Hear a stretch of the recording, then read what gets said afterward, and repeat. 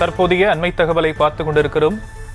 திருவள்ளூர் அருகே கோவில் மண்டபம் இடிப்பு தொடர்பாக போலீசார் குவிக்கப்பட்டிருக்கக்கூடிய அண்மை தகவலை பார்த்துக் கொண்டிருக்கிறோம். விவரங்களை உடைய செய்தியாளர் யுகேந்திரன் வழங்க நாம் கேட்கலாம். யுகேந்திரன், விரிவான விவரம்.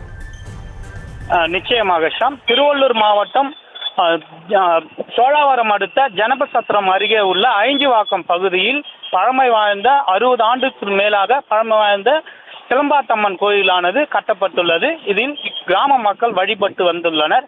இந்த நிலையில் கல்கத்தா தேசிய நெடுஞ்சாலையை ஒட்டி அந்த கோயில் அரசுக்கு சொந்தமான நிலத்தில் உள்ளதால் இக்கோயிலை இடிக்கும் பணியிலானது இன்று நடைபெற்று வருகிறது.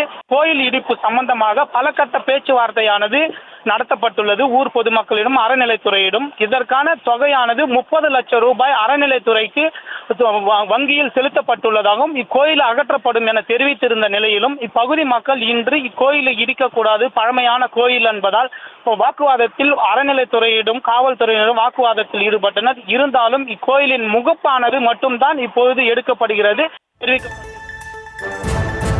விவரங்களுக்கு நன்றி.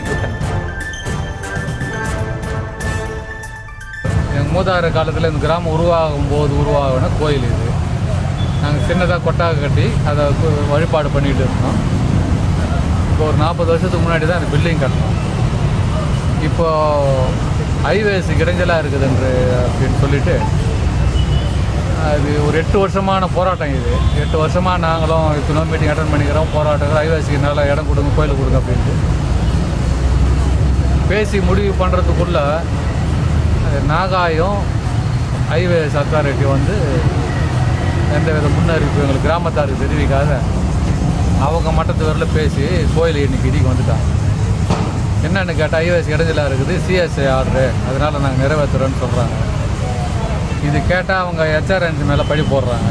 அவங்க நாங்கள் ஆஃபர்லாம் கொடுத்தோம், அவங்க எதுவும் கேட்கல, எங்களுக்கு சப்போர்ட் பண்ணல அப்படின்ற மாதிரி கேட்குறாங்க. ஹெச்ஆர்என்சியை கேட்டால் நாங்கள் கேட்குறது அவங்க எதுவும் பதில் சொல்லலை அப்படின்ட்டு இவங்க 2 பேர் அரசாங்க போட்டினால இப்போ எங்களோட கோயில் வந்து இடிஞ்சு போச்சு.